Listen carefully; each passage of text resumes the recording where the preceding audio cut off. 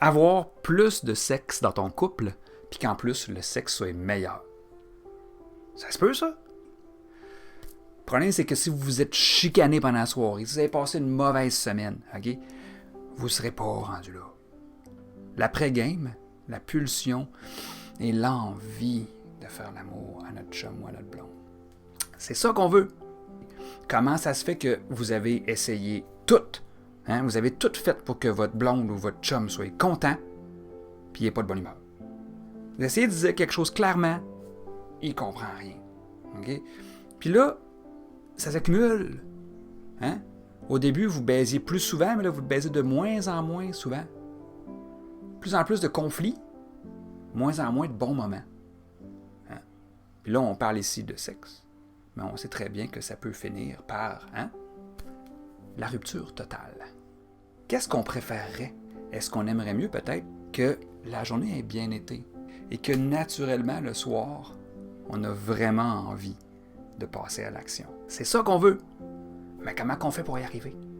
C'est quoi la recette pour qu'on réussisse à remplacer les conflits par des bons moments? Ben, il y en a une recette.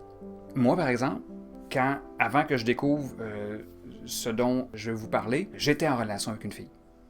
Et ça s'est terminé. Après 8 ans, on a fini par avoir trop de conflits et ça finit par mettre fin à notre couple.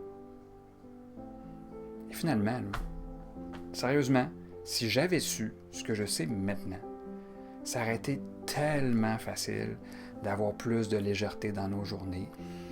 L'histoire est écrite, on ne le saura jamais. Mais ça passe par une connaissance de soi et des autres. Okay?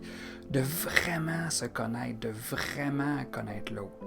Et là, quand on parle de connaître, c'est au lieu que, par exemple, si elle fait quelque chose, vous fassiez « Oh, mais pourquoi elle fait encore ça? Pourquoi il dit encore ça? » Que vous fassiez plutôt « Ok, ouais, c'est normal, là, maintenant, je comprends pourquoi il fait ça. Je comprends pourquoi elle dit ça. » Okay? D'amener déjà, sans même changer quoi que ce soit d'autre, déjà, cette compréhension-là amène quelque chose. Ensuite, encore plus loin, comment on fait pour parler à notre conjoint? Parce qu'on a l'impression qu'on parle tout français. Mais finalement, juste un petit exemple, là. OK. Vider le lave-vaisselle. OK, je peux demander, hey, mon amour, est-ce que tu viderais le lave-vaisselle, s'il te plaît? Ça me ferait tellement plaisir. Est-ce que tu viderais le lave-vaisselle, s'il te plaît? Vide le lave-vaisselle d'ici 10 minutes, puis après ça, on pourra passer un bon moment ensemble. Hey! Vide donc le lave-vaisselle, Colin! On va se mettre un peu de musique, puis on va faire ça. Okay? C'est presque pareil. Mais quand on découvre le langage de notre conjoint, vous allez voir, il va vous entendre beaucoup plus. Et ensuite, il y a toujours quelque chose, ce qu'on appelle le besoin psychologique. Okay? Votre conjoint et vous n'avez pas nécessairement le même besoin psychologique. Comme par exemple le besoin de solitude.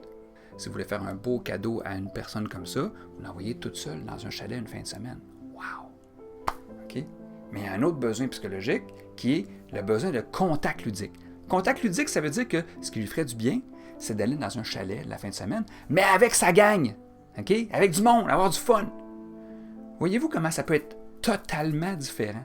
Tu sais, quand on dit « tabarouette », donnez-moi le manuel d'instruction, Simonac, qu'est-ce qu'il faut faire exactement pour remonter dans un état où est-ce qu'on peut se parler et pour rendre le contexte favorable pour pouvoir faire la raison pour laquelle vous êtes sur ce site-là.